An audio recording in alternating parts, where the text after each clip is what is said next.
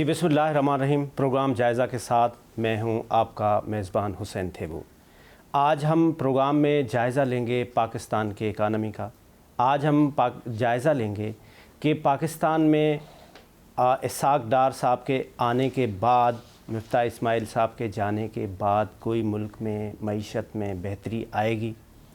आज हम जायज़ा लेंगे कि क्या पीडीएम की हुकूमत आने से और पीटीआई की हुकूमत जाने से मुल्क में कोई फ़र्क आया है। आम आदमी का जो मसला है वो सबसे पहले महंगाई है, उसका डायरेक्ट कंसर्न महंगाई के साथ है। महंगाई दिन ब दिन बढ़ती जा रही है। किसी भी मुल्क के मईशत में सबसे जो अहम किरदार होता है वो उस मुल्क के बिज़नेसमैन का होता है, और उस मुल्क की बिज़नेसमैन का सबसे बड़ा जो कंसर्न होता है वो उस रियासत का रिएक्शन होता है, उस रियासत की फैसिलिटेशन होती है।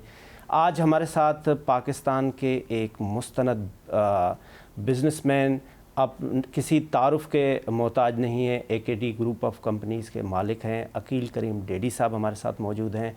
तफसीलन आज हम उनसे बात करेंगे। सर, आपका बहुत बहुत शुक्रिया, आपने हमें टाइम दिया। सबसे पहले तो आप ये बताएं, आपकी तबीयत कैसी है? मैं बिल्कुल ठीक हूँ, फर्स्ट क्लास। मुल्क की मईशत की तबीयत कैसी है? देखें, मुल्क की मईशत के हवाले से हम सिर्फ एक बात कह सकते हैं कि मुश्किलात ज़रूर हैं, लेकिन मुश्किलात से हम निकल सकते हैं, और निकलने की बहुत सारी वजूहात हैं। नंबर वन कि इस वक्त दुनिया में क्या हो रहा है। पहले जो दुनिया में मुश्किलात आई, प्राइस बढ़ना क्रूड की, लेकिन दूसरी जो मुश्किलात आई कि आपकी रशियन वॉर की वजह से जो आपका प्रोडक्ट है फिनिश, जैसे हम ऑयल नहीं इंपोर्ट करते, हम 48% हम पेट्रोल, डीजल और ये फर्निश ऑयल इंपोर्ट करते हैं। हमारे साथ प्रॉब्लम ये हुई कि हमने रिफाइनरीज वगैरह को थोड़ा सा अंडर प्रेशर रखा था, तो हमारी जो 52% कैपेसिटी थी, 52% वो 25% पे ले आए। अब उसकी वजूहत जो भी होंगी वो गवर्नमेंट, पिछली गवर्नमेंट को ले ले या इस गवर्नमेंट को ले ले, वो ज़्यादा बेहतर बताएंगे। लेकिन ये कंफर्म है कि आपकी लोकल जो रिफाइंड प्रोडक्ट है वो कम बनना शुरू हो गई। उसकी वजह से आपको इंपोर्ट करनी पड़ी प्रोडक्ट, और वो पेट्रोल 52% प्रीमियम पे आपने इंपोर्ट किया, डीजल आपने 65% प्रीमियम पे इंपोर्ट किया। आज पेट्रोल का प्रीमियम $10 रह गया है, और डीजल अभी भी $30 है। तो ये आपको फ़ायदा तो हुआ है। और फिर क्रूड की प्राइस काफ़ी गिरी है, $130 $35 पे ट्रेड करता हुआ है। इस वक्त क्रूड भी $86 पे आया हुआ है, ब्रेंट। तो वो डेफिनेट हमारे इंटरेस्ट में है।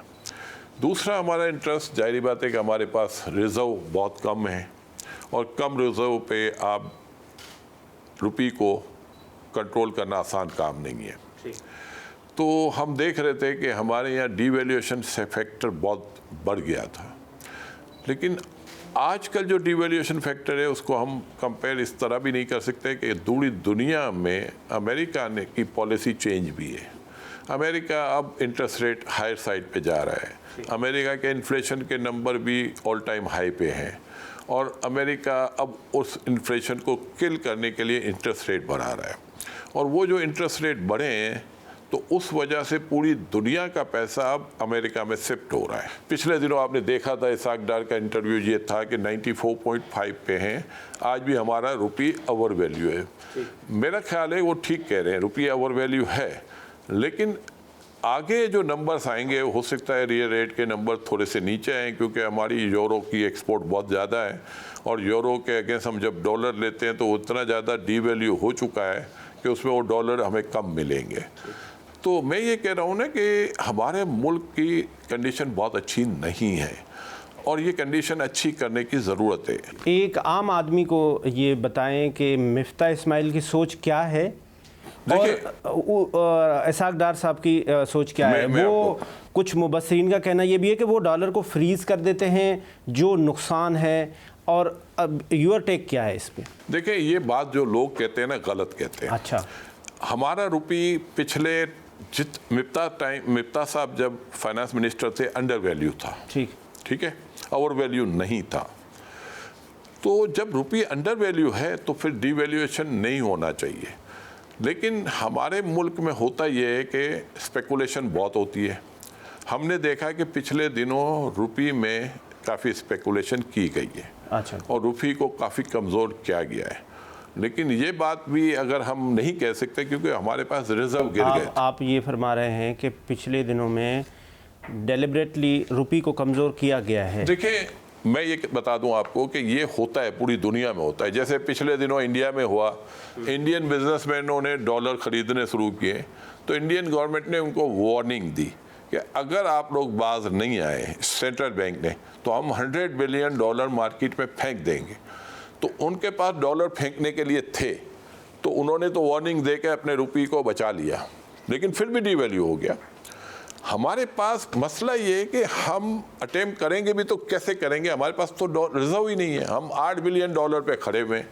अब $8 बिलियन पे हम इंडियन गवर्नमेंट की तरह ये नहीं कह सकते कि बिजनेसमैनों को या बैंकों को वार्निंग दें, तो पॉसिबल नहीं है। अच्छा, दूसरा हम फ्री मार्केट की बात करते हैं तो देखिए, पाकिस्तान जैसा मुल्क फ्री मार्केट में आगे नहीं चल सकता। यहाँ गवर्नमेंट कमज़ोर है, बिजनेसमैन स्ट्रॉन्ग है, ठीक है। अब अगर आप बिजनेसमैनों पे, एक्सपोर्टर पे आप बोलोगे कि नहीं एक्सपोर्टर पे हम छोड़ देते हैं, और दूसरी सबसे ख़तरनाक वजह कि आप जब एक्सपोर्ट करते हैं तो आपके पास पैसे मंगवाने के लिए 4 महीने होते हैं। जब आप इंपोर्ट करते हैं तो आपकी प्रोडक्ट तो पोर्ट पे 30 दिन में आ जाती है, तो आपको डॉक्यूमेंट छुड़ाने पड़ते हैं, तो डॉक्यूमेंट्स आपको 30 दिन में छुड़ाने पड़ते हैं, तो पेमेंट भी आपको 30 डेज़ में देनी पड़ती है। तो ये एक मामला है जिसको हमारे लोगों को कंट्रोल करने की ज़रूरत है, और ये मामले में मैं इसहाक डार को सपोर्ट करूँगा क्योंकि उसकी कैपेसिटी है टाइट करने की। पहले भी हमने देखा है कि 2013, 14, 15 में उन्होंने रुपये को बचाया हुआ था, और इसमें कोई शक नहीं है रुपये ओवर वैल्यू था। लेकिन अगर वो उस ज़माने में ये रुपये को ओवर वैल्यू ना रखते तो मैं समझता हूँ वहाँ इन्फ्लेशन के नंबर वगैरह बहुत बढ़ जाता है। अगर डिवैल्यूएशन होता तो महंगाई बहुत हो जाती। तो उन्होंने पाकिस्तान के इंटरेस्ट को देख के ये स्टेप उठाए थे। अच्छा, इस वक्त जो अकील करीम रेडी साहब है ना, वो इसहाक डार से और मिफ्ता से और तरीन साहब से ज़्यादा बेहतर इकानमी को समझ सकता है, इन माय ओपिनियन। आप इस वक्त पाकिस्तान की बेहतरी के लिए इसहाक डार साहब को फील फॉर बिजनेसमैन, आम आवाम के फ़ायदे के लिए क्या मैसेज दें? देखिए, मैं आपको बताता हूँ, अगर आप अपने रुपये को वीक नहीं करते तो आपकी आवाम के लिए खुशखबरी है। अगर आप अपनी रुपये को वीक कर लेते हैं तो आपकी आवाम के लिए बुरी खबर है। देखिए, महंगाई का डिवैल्यूएशन से बहुत बड़ा ताल्लुक़ है। पाकिस्तान की इकनॉमी इसी तरह, जिस तरह हमने डिवैल्यूएशन किया, तो इस मुल्क में कौन इन्वेस्ट करेगा, मुझे आप बता दें। 2012 के मिडल में आपका रुपये 102 रुपये था। 2022 के सितंबर में आपका रुपये 250 पे चला गया। आप मुझे एक बात बताएं, आप इंपोर्टर हैं, नेट आप इंपोर्ट करते हैं, $84.5 बिलियन आपने लास्ट ईयर इंपोर्ट किए, 39.5 बिलियन आपकी एक्सपोर्ट है, $45 बिलियन आपका ट्रेड डेफिसिट है। आप मुझे ये बताएं, $45 बिलियन का ट्रेड डेफिसिट पाकिस्तान चल सकता है? नहीं चल सकता पाकिस्तान। हम अपने इस चीज़ को चेंज करने की ज़रूरत है, और ये कौन कर सकता है? ये वो आदमी कर सकता है जो स्ट्रॉन्ग फाइनेंस मिनिस्टर हो, वीक फाइनेंस मिनिस्टर नहीं।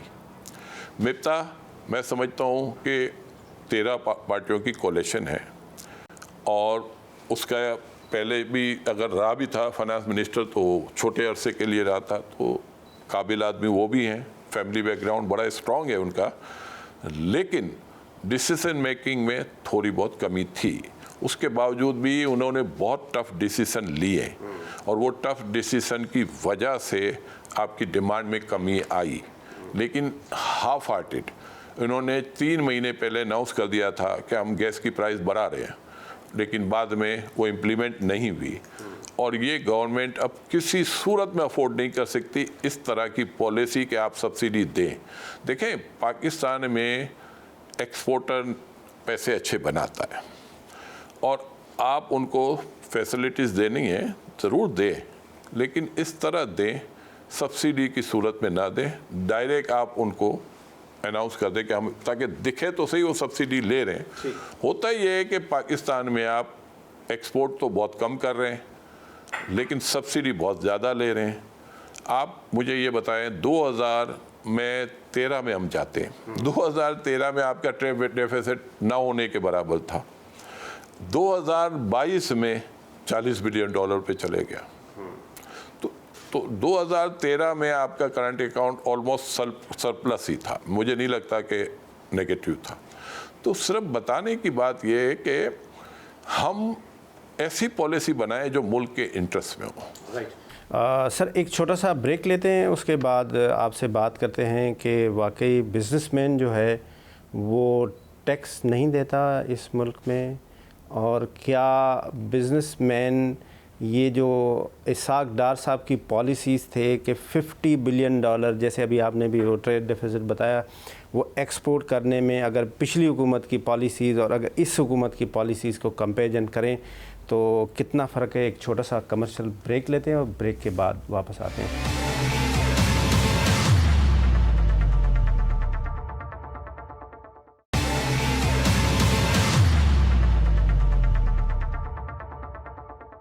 वेलकम बैक नाजरीन। हमारी गुफ्तगू जारी है पाकिस्तान के मुमताज़ बिजनेसमैन अकील करीम डेडी साहब से। अकील करीम डेडी साहब, क्या वाकई इस मुल्क में बिजनेसमैन टैक्स नहीं देता? शबर जैदी साहब ने कहा कि जब मैं वहाँ गया तो मैंने जितनी भी पॉलिसी बनाई, एक बिजनेसमैन आया, उन्होंने मेरे टीवी टॉक शो में लाइव कहा, उन्होंने कहा कि मैंने उनको बुलाया कि भाई आप टैक्स नहीं देते। उसने बताया कि जनाब मैं टैक्स नहीं दूंगा। प्राइम मिनिस्टर हाउस में उसने कहा क्यों? उसने कहा फ़लाँ हल्का है मेरा और वहाँ का जो मिनिस्टर है उसकी मैंने इलेक्शन कैंपेन का पूरा पैसा दिया है और वो अभी आ रहे हैं और वो फैसलाबाद से उनका ताल्लुक़ था और वो मिनिस्टर भी फैसलाबाद के थे और वो आए और उन्होंने कहा कि हाँ ये इनको तो हमने फैसिलिटेट करना है। मैं आपको एक बात बताता हूँ, देखें ये बातें कैलेंडर देख के बताने वाली बातें। जब ये आए हुए थे और डिसीजन ले रहे थे तो मुझे इतना पता है कि इनको सपोर्ट भी था। मुझे सिर्फ ये बता दें कि सबर जैदी साहब आज जो बातें कर रहे हैं वो आज कर रहे हैं ना, कल क्यों नहीं की जब थे? उनको चाहिए था एमनेस्टी, उन्होंने दी, और उन्होंने एक ऐसी एमनेस्टी दी कि आपके पनामा की सूरत में और दूसरी सूरत में आपने सारे फॉरेनर्स का डेटा आपके पास आ गया। फॉरेन में जो पाकिस्तानियों का पैसा पड़ा हुआ था, पूरे पाकिस्तान को ये डेटा मिल गया और हमारे लोगों ने ये डेटा इकट्ठा नहीं किया, ये एक्सीडेंटली हमारे पास आ गया किसी और सूरत में। अब उसका हमें फ़ायदा उठाना चाहिए ना। हमने फ़ायदा क्या उठाया?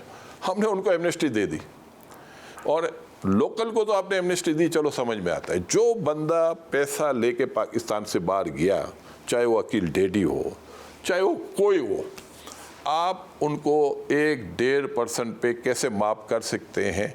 या तो उसने खुद डिक्लेयर किया हो तो चलो आप उसको एमनेस्टी दें, उसने तो डिक्लेयर नहीं किया, वो तो पकड़ा गया है। तो आपके मुल्क में जो बंदा पकड़ा गया आपने उसको छोड़ दिया एमनेस्टी दे के, इसके बाद आपको किसी किस्म की भी कोई बात करने का राइट नहीं बनता। अच्छा, तो फिर इसका सबर जैदी को ताज जो है वो तो इमरान खान को जाएगा ना, वो तो हुकूमत तो इसकी थी, शबर तो उसका एक टूल था। देखें, इमरान खान की जो सबसे बड़ी खूबी है ना, वो बिल्कुल फ्री हैंड देता था अपने लोगों को। अच्छा। और इंटरफेरेंस कम करता था, ये मैं यकीन से कह सकता हूँ। और इमरान खान के दौर में अगर ग्रोथ आई भी तो because of prime minister Imran Khan. मैं ये यकीन से कहूँगा कि उसकी टीम कमज़ोर थी, अगर उसकी टीम अच्छी होती तो बेहतर परफॉर्म और करता, और ज़्यादा परफॉर्म करता। शहबाज शरीफ और इमरान खान में अब अगर कंपैरिजन किया जाए तो अकील करीम डेडी साहब क्या कहेंगे? मैं इस तरह करूँगा, देखें शहबाज शरीफ साहब ने भी बहुत काम किए पंजाब में, ठीक है ना, लेकिन आज शहबाज शरीफ साहब जो काम कर रहे हैं, ज़ाहिर बात है कि पाकिस्तान बहुत मुश्किल में है। लेकिन इमरान खान ने भी जब गवर्नमेंट आई थी तो पाकिस्तान बहुत मुश्किल में था। कोई नहीं कह सकता कि पाकिस्तान का सर्वाइवल बहुत आसानी से हो जाएगा। उन्होंने बड़े एफर्ट्स किए, उन्होंने पूरे पाकिस्तान, पूरी दुनिया से मिलने गए। सऊदी अरब से उन्होंने पैसे लिए, अबू धाबी से पैसे लिए, कतर से पैसे लिए, चाइना से कॉमर्शियल लोन लिया, और ये सारे लोन की वजह से हम लोग सरवाइव कर गए।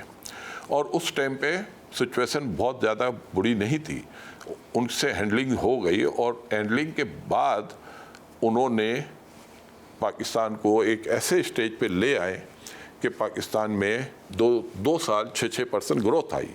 लेकिन आज उससे भी ज़्यादा वर्स्ट कंडीशन है, और उस वर्स्ट कंडीशन में हम किसी भी फाइनेंस मिनिस्टर को ब्लेम दें, ये बहुत ज़्यादा मुनासिब भी नहीं है। हमें इस वक्त लोगों को समझाने की ज़रूरत है, हमें अपने बिजनेसमैनों को ये गाइड करने की ज़रूरत है कि भाई हम बहुत मुश्किल दौर में बैठे हुए हैं। अब इस मुश्किल दौर में हमें गवर्नमेंट ऑफ पाकिस्तान को सपोर्ट करना चाहिए, चाहे वो पीटीआई हो चाहे पीडीएम हो, ठीक है। और हम इनसे एक रिक्वेस्ट करें कि इस मुश्किल टाइम में आप लोग टेबल पे बैठें।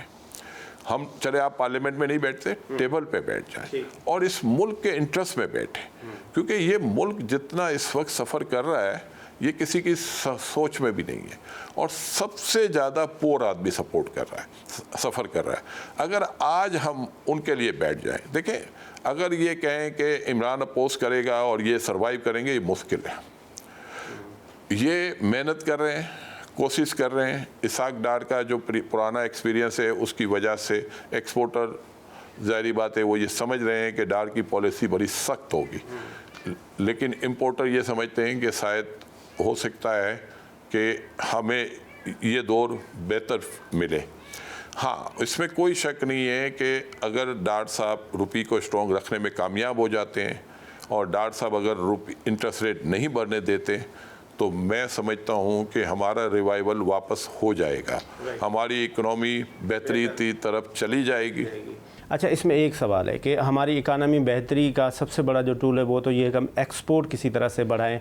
अच्छा, मैं सवाल कंप्लीट करूँ, अगर हम एक्सपोर्ट बढ़ाने के लिए जाते हैं तो हमारा कंपटीशन होगा बांग्लादेश के साथ, इंडिया के साथ, दूसरे कंट्रीज़ के साथ, वियतनाम के साथ, जो कॉस्ट ऑफ प्रोडक्शन होगी। जब कॉस्ट ऑफ प्रोडक्शन इतनी आप एनर्जी महंगी कर देंगे, इतने आप रिसोर्सेज महंगे कर देंगे, तो फिर बिजनेसमैन ये कॉस्ट ऑफ प्रोडक्शन किस तरह से मीट करेगा, आर्डर किस तरह से पिक करेगा और एक्सपोर्ट कैसे बढ़ेगी?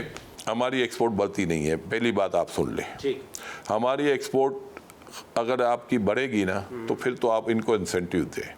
अच्छा, रज़ाक दाऊद साहब कहना है कि मैं 22 से 30 पे लेके गया। देखें, 22 से 30 पे चले गए। मेरी एक बात बताते, एक $85 से 85 सेंट डॉलर का आज है, उस टाइम पे $2.25 था, तो एक्सपोर्ट बढ़ गई ना, प्राइस बढ़ गई। अच्छा, आप कह रहे हैं डॉलर। आप मुझे एक बात बता देना, आज सस्ती हो गई, आज नीचे आ जाएगी। तो मैं ये कह रहा हूँ एक्सपोर्ट नहीं बढ़ी है हमारी, हम एक्सपोर्ट हमारे बिजनेसमैनों को बढ़ानी चाहिए। हमारी इंपोर्ट बढ़ जाती है, एक्सपोर्ट नहीं बढ़ती। आप मुझे इतना बताएं कि आप रॉ मटेरियल इंपोर्ट करते हैं, आपने कभी फिगर बनाए उनके? आपने कभी एनर्जी के फिगर देखें? कभी आपने कोल के फिगर देखें? भाई साहब, मैं सिर्फ एक रिक्वेस्ट करता हूँ, चाहे वो कोई गवर्नमेंट आए, ये बिजनेसमैनों से आप दूर रहें। आप पॉलिसी में बिठाते बिजनेसमैनों को, बिजनेसमैनों से दूर रहें गवर्नमेंट वाले। आप अभी मेरी बात सुने, हमारी जितनी गवर्नमेंट आई है, आप मुझे एक बात बता दें, इसाक डार एक पॉलिटिकल आदमी है, ठीक है, मिफ्ता पॉलिटिकल आदमी नहीं है, ठीक है ना, बिजनेसमैन है, तरीन भी पॉलिटिकल आदमी नहीं है, हफीज शेख भी नहीं है, टेक्नोक्रेट हैं ये सब। तो इनकी पॉलिसी आप उठा लेना। पॉलिसी क्या बनाते हैं? आपका मुल्क तो खसारे में ही चला गया है। आपके मुल्क का खसारा कब हुआ है?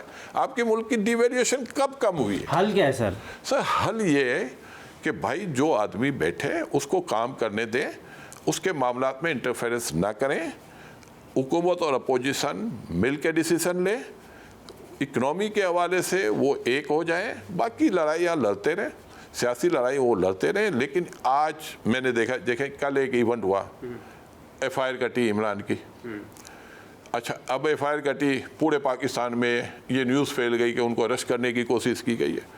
मैं कहता हूं कि भाई किसी किस्म के एडवेंचर करने की कोई ज़रूरत ही नहीं है।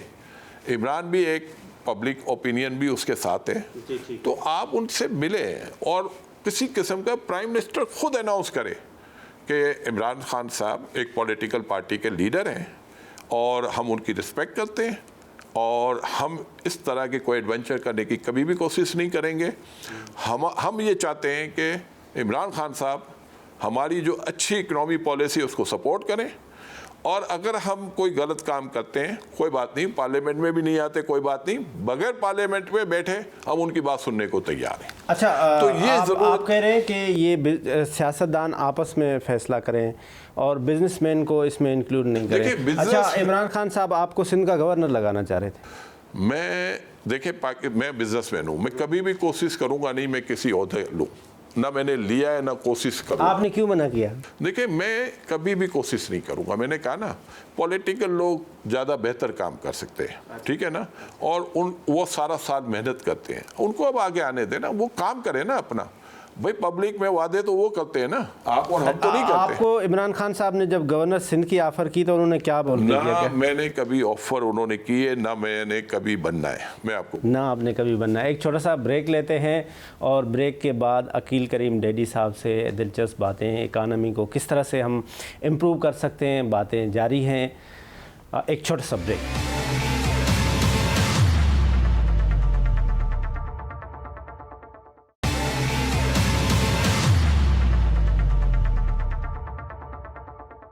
वेलकम बैक नाजरीन। इस वक्त हमारी बातचीत चल रही है अकील करीम डैडी साहब से, जो लीडिंग पाकिस्तान के बिजनेसमैन हैं। सर ये बताएं, पाकिस्तान में फॉरेन इन्वेस्टमेंट क्यों नहीं आ रहा? देखें, पाकिस्तान में फॉरेन इन्वेस्टमेंट क्यों नहीं आ रही, बहुत अच्छा सवाल है। मुझे आज इसका जवाब देते हुए खुशी होगी। आप मुझे एक बात बताएं, कराची इलेक्ट्रिक सप्लाई का तो नाम सुना है आपने? कराची इलेक्ट्रिक सप्लाई ने पूरे कराची की बिजली के सिस्टम को चेंज कर दिया। कंप्लेन करो 1 मिनट में गाड़ी पहुंच जाती है, ठीक है। उनके साथ क्या हुआ, जिन जिन लोगों ने पाकिस्तान में इन्वेस्टमेंट की हमने उनके गले काट दिए। वो कंपनी जो 16 साल पहले डॉलर लेके आई थी और 60 रुपये के हिसाब से डॉलर में इन्वेस्टमेंट की, आज 240 रुपये डॉलर है या 230 रुपये डॉलर है। 16 साल में 2000 रुपये उन्होंने नहीं कमाए, आज वो लॉस में है। आरिफ नकवी साहब अबराज के मालिक थे, पाकिस्तान में पढ़े थे, पाकिस्तान में इनकी पॉपुलैरिटी भी थी, IBA में उनकी तालीम मिली थी, तो IBA का कैंपस बनाया, अमन फाउंडेशन बनाई, पाकिस्तान के 10 इदारों को उन्होंने फंडिंग की जो ऑल टूगेदर $500 मिलियन बनती है।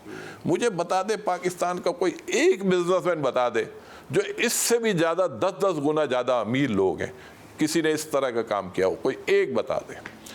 पूरे पाकिस्तान के कहीं भी चले जाओ, कराची में चले जाओ, पंजाब में चले जाओ, के इलेक्ट्रिक तो एक ऐसा नाम बन गया है कि उसका नाम आता है लोग गालियां देना शुरू कर देते हैं। अच्छा, आरिफ नकवी को अरेस्ट पाकिस्तान ने तो नहीं करवाया? मेरे भाई, मैं ये नहीं कह रहा, मुझे एक बात बता दे, मेरी एक इन्वेस्टमेंट है, मेरी इन्वेस्टमेंट $10 की है और ये इन्वेस्टमेंट मेरी $25 में बिक रही है, हमने नहीं बेचने दी, उसको शॉर्टफॉल आ गया वहाँ। जाहिर बात है उसने इन्वेस्ट किया, वो फंड में पैसे लगाए ना। आरिफ नकवी साहब ने फंड में पैसे लगाए, वो फंड के पैसे थे। अब वो फंड में प्रॉफिट हो जाता तो उसको पैसे मिलते, उसकी अपनी इन्वेस्टमेंट थी वो भी वापस मिल जाती, तो उसके साथ ये एक्सीडेंट नहीं होता। दुबई में उसको लॉसेस हुए, जरदारी हुकूमत में थे तो हर आदमी उसको जरदारी से लिंक कर रहा था। नवाज शरीफ आया, हर आदमी नवाज शरीफ से लिंक करना शुरू हो गया।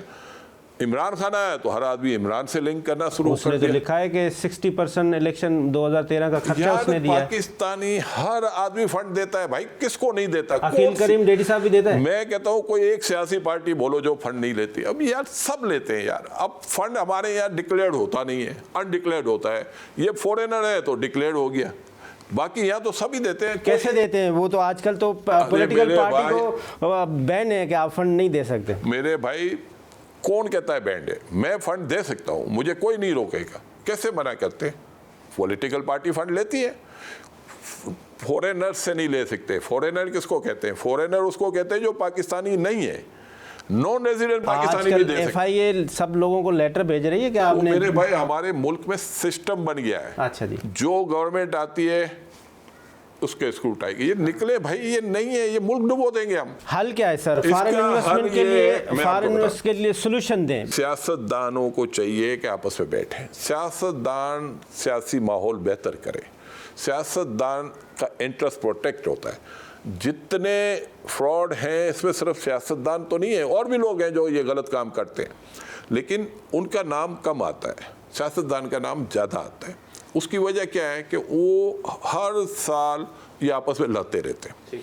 आप लोग वैसे कहीं दावत में जाओ तो ये बहुत अच्छी तरह एक दूसरे से मिले होते हो। भाई हम चाहते हैं पार्लियामेंट में भी डिसिप्लिन होना चाहिए। अभी किसी स्कूल ने मुझे बुलाया था एक प्रोग्राम में, मैंने बच्चों का डिसिप्लिन देखा, मुझे बड़ी खुशी हुई। मैंने सिर्फ ये कहा कि यार ये डिसिप्लिन पार्लियामेंट में क्यों नहीं जा सकता? बच्चों से क्यों नहीं सीख रहे हैं? हाँ, बच्चों से क्यों नहीं सीख रहे? मैंने कहा कि फिर मैंने उन बच्चों को कहा, पाकिस्तान की कराची की सबसे बड़ी स्कूल है वो, मैंने कहा यार अब आपकी हमें ज़रूरत है पार्लियामेंट में। माशाल्लाह जिस तरह डिसिप्लिन से आप यहाँ बैठे हैं, अगर यही डिसिप्लिन आप पार्लियामेंट में ले आओ तो हमारा मुल्क ठीक हो जाएगा। राइट। अच्छा, एक और बात कि जो इमरान खान साहब हैं उन्होंने एक स्लोगन दिया, एब्सोल्युटली नॉट, से नो टू अमेरिका। अच्छा, अगर हम देखते हैं कि जिस तरह से हमारा एक्सपोर्ट है, हमारा 70% एक्सपोर्ट जो है वो तकरीबन EU और USA को है, उसमें 70% जो एक्सपोर्ट है वो डेनिम है, वो सारा EU है, वो USA। अगर हम अमेरिका को नो कहेंगे तो ये हम ट्रेड किस तरह से करेंगे? या हमारे पास और एवेन्यूज़ भी हैं जिसमें रशिया है, जिसमें ईरान है, जिसमें चाइना है, जिसमें मिडल ईस्ट है। What is your take on it sir? देखिए, इमरान खान साहब ने ये एब्सोल्युटली नोट वाली बात, आपने देखा होगा उनकी वीडियो ऑडियो आई है, उस ऑडियो में वो बार बार कह रहे हैं कि भैया नाम नहीं लेना, नाम नहीं लेना। तो उसका मतलब उनकी नीयत नहीं थी, ठीक है ना। लेकिन बहरहाल उन्होंने नाम लिया इसलिए। देखिए, इमरान का तरीका जो है हुकूमत करने का सेपरेट है, शहबाज शरीफ, नवाज शरीफ का बिल्कुल अलग है। अच्छा, अगर आप ये बात कहते हैं, अभी हालिया प्रेसिडेंट साहब ने जर्नलिस्ट को इस्लामाबाद में बुलाया लंच पे, मैं भी वहाँ पे था। प्रेसिडेंट साहब ने उठते ही सवाल ये किया, बताया कि जनाब हम किसी के साथ दुश्मनी नहीं चाहते, हमारी अमेरिका के साथ भी ट्रेड होगा, हमारा रशिया के साथ भी, हम सब के साथ। मैंने उनसे सवाल किया कि अभी मैं लाहौर में आपकी इलेक्शन कैंपेन को मैं कवर करके आया हूँ, वहाँ पे तो एक ही स्लोगन बिक रहा है कि अमेरिका के अगेंस्ट आपको। उसने कहा ये हमारा पॉलिटिकल पार्टी का स्टांस है, हमारी पॉलिसी नहीं। तो ये झूठ नहीं है, फिर ये फ्रॉड नहीं है, ये लोगों के साथ बेवकूफ़ नहीं बना रहे। हमें उसको अप्रिशिएट करना चाहिए। अब इस बयान को हम नेगेटिव ना लें, इस बयान को हमें पॉजिटिव लें। पॉजिटिव इसलिए लें कि उन्होंने ये बता दिया कि ये हमारी पॉलिसी का हिस्सा नहीं है, ये हमारा पॉलिटिकल स्टैंड है, ठीक है ना। पॉलिटिकल नारे आप बहुत सारे लगाते हैं। शहबाज शरीफ भी जाहिर बात है उन्होंने ये कहा है कि महंगाई कम करेंगे, और उनकी नीयत भी है और वो कोशिश भी कर रहे हैं। और मैं समझता हूँ कि साग डार और इनका कम्बिनेशन है और ये इसमें कामयाब भी हो सकते हैं। और ये भी है कि रुपये भी इन्होंने स्ट्रॉन्ग किया है। दूसरी तरफ वो बड़ी मेहनत कर रहे हैं कि पाकिस्तान के रिजर्व को बढ़ाएं। वो भी मुझे लग रहा है अगर एशियन डेवलपमेंट बैंक और वर्ल्ड बैंक से इनको पैसा मिल जाएगा तो डेफिनेट वो इस मामले में भी मसला हल निकालेंगे। लेकिन दूसरी तरफ आप ये देखें कि सैलाब आया हुआ है, मैं इसी पे अभी बहुत ज़्यादा बारिशें हुई हैं और इसमें इनके ऊपर बड़ा टफ टाइम आया है। हम इनको ब्लेम ज़्यादा नहीं दे सकते क्योंकि इतनी मुश्किल टाइम में वैसे ही हमारे रिजर्व गिरे हुए थे, और इस मुश्किल टाइम में अगर हम इस रिजर्व में मैनेज कर लेते हैं तो ये छोटी बात नहीं है। अकील करीम डेडी साहब, आप एक पाकिस्तान के लीडिंग बिजनेसमैन भी हैं, एक फिलंथ्रापिस्ट भी हैं, आपका बहुत बड़ा काम है। आप हर इंडिविजुअल के, पाकिस्तानी हर बंदे को, जो पॉलिटिशियन है, जो बिजनेसमैन है, जो स्टूडेंट है, उसको क्या मैसेज देंगे कि इस मुश्किल सूरत हाल में जहाँ पे हमारी इकानमी भी फंसी हुई है, जहाँ पे हमारा 70% जो हमारा एग्रीकल्चर है वो तबाह हो गया, हमारे घर, क्या मैसेज देंगे सब लोगों को? मैं पाकिस्तानी कम्युनिटी या बिज़नेस कम्युनिटी या यंग जनरेशन को एक मैसेज ज़रूर दूंगा। पाकिस्तान सब्सिडी अफोर्ड नहीं कर सकता। सारी बिज़नेस कम्युनिटी को चाहिए कि मिल के बैठे और दिन और रात थोड़ी मेहनत ज़्यादा करें। इस मुल्क की एक्सपोर्ट को सिंसियरिटी से बढ़ाने की कोशिश की जाए, ना कि गवर्नमेंट से फर्दर हम सब्सिडी मांगे। एनर्जी हमारी इम्पोर्टेड है, लोकल नहीं है। हमारी हाइडल से बिजली 6-7 महीने आती है 10,000 मेगावाट, न्यूक्लियर से 4,000 साढ़े 4,000 आती है, लेकिन हमारी डिमांड 25 पे भी जाती है, 30 पे भी जाती है, और फिर उसमें हम डीजल भी इस्तेमाल करते हैं, फर्नेस ऑयल भी इस्तेमाल करते हैं। तो ये हमारे लिए बहुत मुश्किलात हैं। अगर हमारा रुपये स्ट्रॉन्ग हो जाता है तो हो सकता है ये मुश्किलात थोड़ी कम हो जाए। तो सबको मिल के कोशिश करनी चाहिए कि सागदार जो इस वक्त चाहता है कि रुपये प्रायोरिटी पे स्ट्रॉन्ग करूं, और उन्होंने रियल रेट का हवाला भी दिया है पिछले दिनों, और वो सही हवाला है कि आज भी हमारा रुपये 94.5 पे है। तो आज रियल रेट के हिसाब से रुपये को 200 रुपये होना चाहिए। लेकिन दूसरी तरफ हमारी एक्सपोर्ट को भी ख़तरा है, क्योंकि यूरो के गिरने की वजह से हमारे एक्सपोर्ट में कमी डेफिनेट आ सकती है। लेकिन सबसे ज़्यादा हमें अच्छी खबर है कि हमारे इंपोर्ट का बिल बहुत अच्छी तरह नीचे आएगा। तो ये पाकिस्तानियों के लिए अच्छी खबर है। बहुत तो बहुत अगर हम शुक्रिया आपका अकील करीम डेडी साहब, आपने हमें टाइम लिया। नाज़रीन, इसके साथ बहुत सारी बातें और थी जो हमें अकील करीम डेडी साहब से करनी थी, लेकिन इस वक्त प्रोग्राम का टाइम ख़त्म हो रहा है। इस वक्त मैसेज ये है कि हमारी सब as a nation collective responsibility ये है कि हम इन जो सैलाब आया है इन लोगों की मदद करें। पाकिस्तान की इकानमी को बेहतर बनाने के लिए, जैसे अकील करीम डेडी साहब ने कहा कि चाहे वो हुकूमत के बेंचेस पे बैठे हो, चाहे वो अपोजिशन पे बैठे हो, इस वक्त सिर्फ एक ही काम है कि पाकिस्तान के लिए सोचना चाहिए, पाकिस्तान के लोगों की खिदमत करनी चाहिए। पाकिस्तान जिंदाबाद।